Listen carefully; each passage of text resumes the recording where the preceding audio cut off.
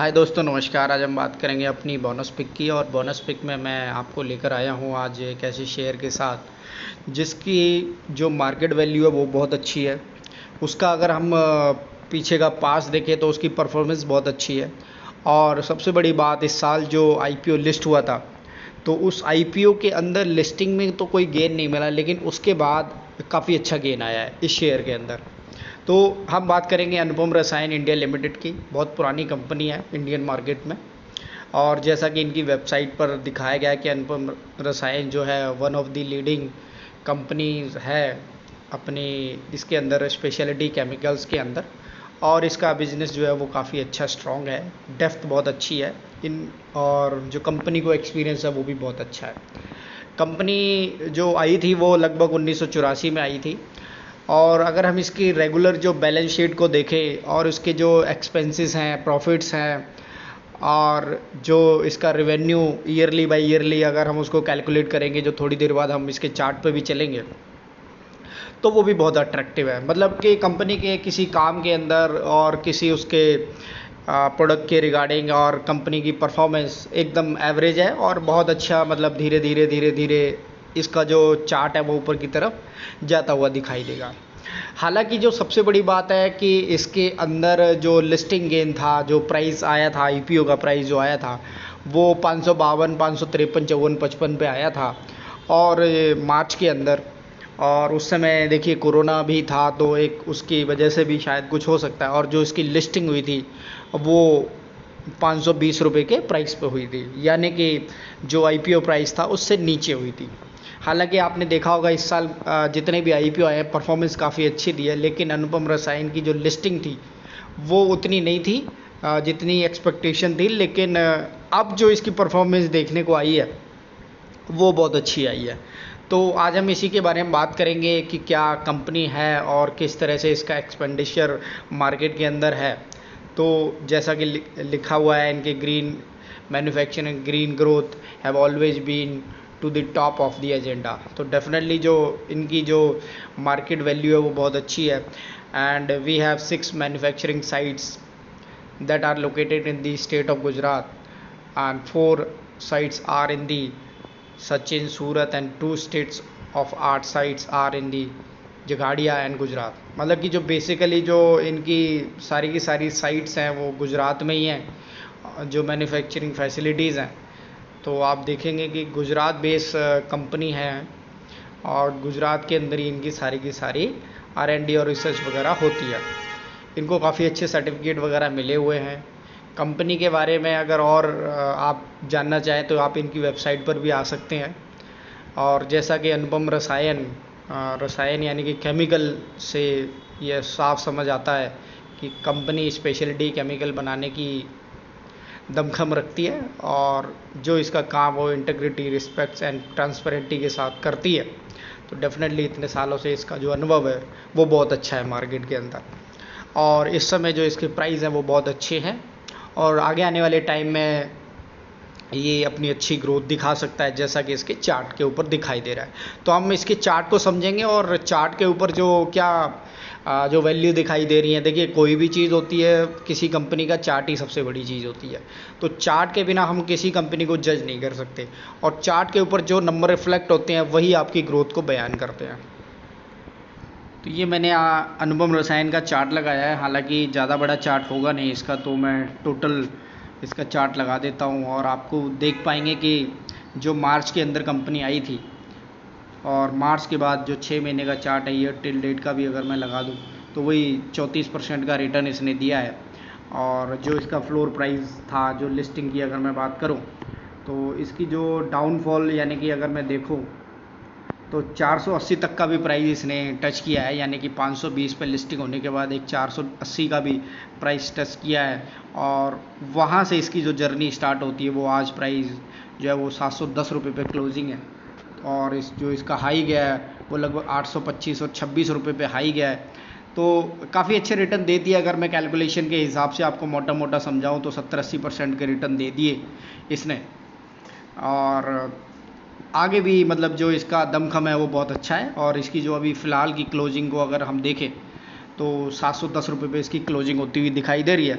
और एक consistency performance दिखाई दी है इसके शेयर के अंदर, पैटर्न में जो दिखाई दे रहा है, और हमेशा आगे की तरफ दिखाई देता हुआ नज़र आएगा। और अब मैं इसके जो P&L है उसके ऊपर ले चलता हूँ ताकि आप कंपनी के बारे में और अच्छी तरह समझ सकें कि कंपनी का जो P&L है, जो उसके प्रॉफिट्स है, रेवेन्यू है, किस तरह से ग्रोथ कर रहा है, उसके जो चार्ट्स हैं वो क्या बयान कर रहे हैं, तो वो एक बार देखेंगे हम। रसायन का जो क्वार्टरली वाइज है डाटा लगाया है फ़िलहाल, और उसके बाद मैं थोड़ी देर में आपको ईयरली वाइज भी समझाऊंगा कि ईयरली वाइज परफॉर्मेंस कैसी है। तो क्वार्टरली वाइज अगर आप समझें तो इसमें मोटा मोटा आपको दिखाई दे रहा है कि इनकी जो ग्रोथ है वो रेगुलरली बढ़ रही है, यहाँ पर भी आप देख सकते हैं। और फिर ये पैरेलली वो वहीं पर ही इसने अपने आप को अचीव किया, एंड देन 53 तक आया, और उसके बाद 63 से इसने थोड़ा सा गिरा और 62 पे इसकी क्लोजिंग है।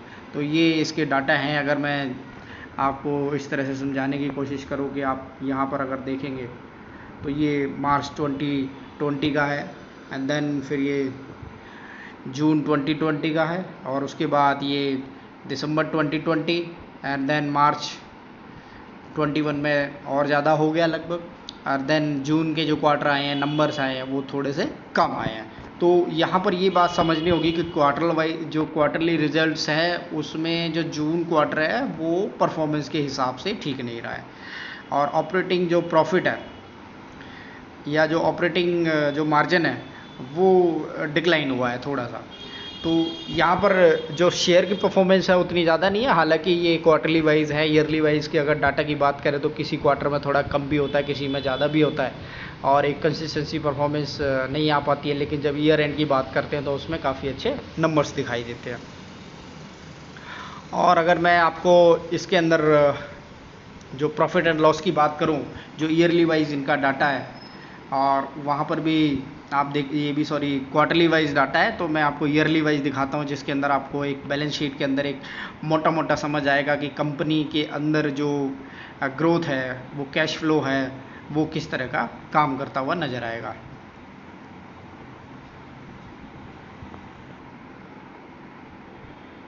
तो यहाँ पर ये मैंने चार्ट लगाया है जिसके अंदर ईयरली वाइज परफॉर्मेंस है, और आप देखेंगे कि जो रेगुलरली कंपनी का जो परफॉर्मेंस है वो बढ़ती हुई नज़र आ रही है। हालांकि कई जगह थोड़ा सा डिक्लाइन आया है, लेकिन जो परफॉर्मेंस एक टाइम पर ये जो हुआ करती थी 2011 के अंदर 21 करोड़ का इनका जो ऑपरेटिंग प्रॉफिट था, वो बढ़कर 2014 के अंदर 49 हो गया, 15 में फिर 69 हो गया, 17 में बढ़ा, और फिर 2017 में डिक्लाइन आया है, फिर डिक्लाइन के बाद 18 में फिर ऊपर गया है, 19 में भी ऊपर गया, और 2020 में बहुत अच्छा गया, एंड देन उसके बाद 21 की। तो लगभग पिछले 5 साल की अगर हम बात करें तो परफॉर्मेंस वाइज काफ़ी अच्छी परफॉर्मेंस दिखाई है। तो मेजरली जो डाटा है उसको आप समझने की कोशिश कीजिए कि ये जो 5 साल का आपका डाटा है, इसके अंदर जो परफॉर्मेंस है वो काफ़ी अच्छी है। रेगुलरली आप इनके अंदर देखेंगे कि जो ग्रोथ दिखाई दे रही है, और ग्रोथ को समझना बहुत अच्छी चीज़ होती है कि कंपनी के अंदर जब ग्रोथ रहेगी ना, तो वो पोटेंशियली वाइज आपको एक अच्छे रिटर्न दे सकता है। और यहाँ पर सबसे बड़ी चीज़ होगी कि कंपनी स्पेशलिटी केमिकल्स है, यानी कि केमिकल्स की कंपनी आपने देखा होगा पिछले 2 साल से जो परफॉर्मेंस है वो बहुत अच्छी है। और ऐसे टाइम में जो ऑपरेटिंग अगर किसी हम कंपेयर करते हैं किसी दूसरी कंपनी के साथ, तो डेफिनेटली जो वैल्यू के हिसाब से एक आपको यहाँ पर काफ़ी अच्छा मतलब अच्छा प्राइस दिखाई दे रहा है। और मार्केट में और भी काफ़ी सारी, जैसे कि आप देखेंगे तो उनके कंपैरिजन में काफ़ी अच्छा है प्राइस। अभी मार्केट वैल्यू उतनी ज़्यादा नहीं है, पर धीरे धीरे आपको रिटर्न जनरेट करके बहुत अच्छा देगी। और अगर ऑपरेटिंग प्रॉफिट की बात करें, क्वार्टरली वाइज प्रॉफिट, तो यहाँ पर काफ़ी अच्छे दिखाई दे रहे हैं। और अगर कंपेयर करते हैं हम दूसरों के साथ, तो कंपनी उभरती हुई कंपनी की मैं बात करूँगा कि हाँ, कंपनी के अंदर दमखम अच्छा काफ़ी सा दिखाई दे रहा है। और अगर इसके चार्ट को आप देखेंगे तो इस चार्ट ने भी काफ़ी अच्छा दमखम दिखाया है। जैसा कि अभी इसकी जो क्लोजिंग है वो 710-12 रुपये की है, और इसका जो हाई गया है वो काफ़ी अच्छा गया है। तो ऐसे टाइम में मैं यही समझाना चाहूँगा कि कंपनी के अंदर जो ग्रोथ आपको एक टाइम पर दिखाई देगी वो बहुत अच्छी दिखाई देगी। और इस समय जो प्राइस की बात करें तो एकदम से बढ़ेगा नहीं। हालांकि मार्च अभी इसकी लिस्टिंग हुई है, तो आने वाले 2-4 सालों में ये आपको एक मल्टी बैगर शेयर बनता हुआ दिखाई देगा, जिस हिसाब से इसके जो चार्ट्स हैं, जो इसकी एवरेज सेल है लगाइए। अगर आप देखेंगे कि 2017, 18, 19 और 20 और 21 के रिवेन्यू हैं, और रेगुलरली आप देखेंगे कि जो रिवेन्यू है वो कंटिन्यूसली बढ़ता हुआ दिखाई दे रहा है। और चाहे 2017 हो, 18 हो, 19 हो, 20 हो या 21 हो, तो कंटिन्यूसली रिवेन्यू के अंदर काफ़ी अच्छी ग्रोथ आ रही है।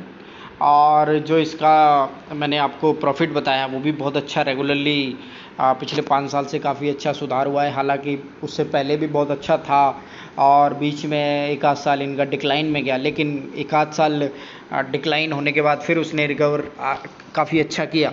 तो एक टाइम पे कंपनी का जो प्रॉफिट था वो 21 करोड़ था और आज की डेट में 193 करोड़ है प्रॉफिट जो है। तो ऐसे टाइम में आपको समझना चाहिए कि कंपनी धीरे धीरे मार्केट के अंदर अपनी डेप्थ है वो बहुत अच्छी बना रही है, और कंपनी के जो कस्टमर्स हैं वो रेगुलरली बढ़ते हुए जा रहे हैं, और जो उसकी प्रेजेंस है मार्केट के अंदर वो बहुत अच्छी है, और प्रोडक्ट जो रीच है वो कस्टमर तक पहुंचने की काफ़ी अच्छी है। और इनके जो अब एक्सपेंडिचर के लिए जो डेफिनेटली इनके पास प्रोडक्शन कैपेसिटी काफ़ी अच्छी है। जैसा कि कंपनी ने बताया उनके पास 6 फैक्ट्रीज़ हैं, तो डेफिनेटली कंपनी आगे धीरे धीरे और भी प्लान करेगी कंपनी सेटअप के अपने फैक्ट्री सेटअप के लिए। जैसे ही कुछ और बड़े ऑर्डर्स कंपनी को मिलते हैं तो रेवेन्यू में और ज़्यादा इंक्रीमेंट होगा। जब रेवेन्यू में इंक्रीमेंट होगा तो आपको देखने को मिलेगा इनके जो प्रॉफिट है वो भी धीरे धीरे बढ़ते हुए नजर आएंगे, और इन सब का जो प्रॉफिट है वो जितने भी शेयर होल्डर हैं, हम हैं और आप हैं, उन सबको मिलेगा। तो आपको यहाँ पर क्या होता है कि देखो कंपनी काफ़ी टाइम से परफॉर्मेंस दे रही है मार्केट के अंदर, और अब आपको ये समझना होगा कि कंपनी इसी साल लिस्टिंग हुई है, और इस साल लिस्टिंग होने के साथ साथ उसने काफ़ी अच्छे परफॉर्मेंस दिए, और उसके अगर पिछले 5 साल के डाटा को देखा जाए तो वो भी बहुत अच्छे हैं। और आने वाले अगर 5 साल को अगर मैं वैल्यूएशन के हिसाब से देखूं तो मैं ये उम्मीद लगा सकता हूं कि आने वाले 5 साल के अंदर ये कंपनी आपको मल्टी बैगर रिटर्न देने में एक पूरा का पूरा सहयोग और पूरा का पूरा एक बहुत बड़ा योगदान और गारंटी के साथ कुछ ऐसा रिटर्न देने का उम्मीद रखती है। उसका रीज़न है कि इसकी जो प्रोडक्शन कैपेसिटी है वो बहुत अच्छी है, इसके जो रिवेन्यू है, जो ग्रोथ दिखाई दे रही है वो बहुत अच्छे हैं, और आने वाले टाइम के लिए जो आप सभी समझते हैं कि केमिकल हो गया, स्पेशलिटी केमिकल्स हो गए, फार्मा हो गए, इन सब के अंदर ग्रोथ बहुत अच्छी आने वाली है। जैसा कि अभी कोरोना का टाइम है, सभी स्पेशलिटी केमिकल्स हो गए, दवाइयाँ बनाने वाली चीज़ें हो गई, तो उस तरह के केमिकल्स के लिए, फार्मा के लिए प्लस एग्रीकल्चर के लिए इन तरह की कंपनियों का बहुत अच्छा दमखम है मार्केट में। और सबसे लास्ट में जो मैं हमेशा कहता हूँ कि जैसे मार्केट के अंदर चाइना का जो एक रोल था वो धीरे धीरे अब ख़त्म होता जा रहा है, और जब चाइना का रोल और उसके जो प्रोडक्ट हैं मार्केट से धीरे धीरे वाइप आउट होंगे तो आप देखेंगे कि इंडियन जो मार्केट है वो काफ़ी लंबे उस पे जाने वाली है। उसका सबसे बड़ा रीज़न है, अभी एक रिसर्च भी आई थी किसी फॉरेनर ने किए है, जिसमें उन्होंने बताया कि 2030 तक इंडिया लगभग 3rd पोजीशन पे पहुंच जाएगा टॉप दुनिया के अंदर। तो देखिएगा कि आज की डेट में जो इंडिया है और पीएम मोदी जी का विज़न है वो बहुत अच्छा है, और देश के अंदर बिजनेस करने की और उसके बाद एक्सपोर्ट इंपोर्ट करने की सभी सुविधाएं और सभी जो अपॉर्चुनिटीज़ है वो बहुत अच्छी हैं इस समय, और आने वाले टाइम में इसको और ज़्यादा बढ़ाया भी जाएगा। जैसा कि आपने देखा है कि देश के अंदर पैसा लाना है तो डेफिनेटली ग्रोथ तो करनी पड़ेगी और मार्केट के अंदर बढ़ना पड़ेगा। तो यही सब चीज़ों को ध्यान में रखते हुए आप ध्यान दीजिए कि स्पेशलिटी केमिकल बनाने वाली यह कंपनी अनुपम रसायन आपको बहुत अच्छे रिटर्न देने वाली है। आगे आने वाले टाइम में आपको एक हेल्थी और वैल्यूएशन के साथ और एक अच्छे रिटर्न जनरेट करके दिखाएगी। ये मतलब अनुपम रसायन के चार्ट पे भी दिखाई देता है, और उसकी जो रेगुलर ग्रोथ आ रही है पिछले 5 साल से उससे भी पता चलता है।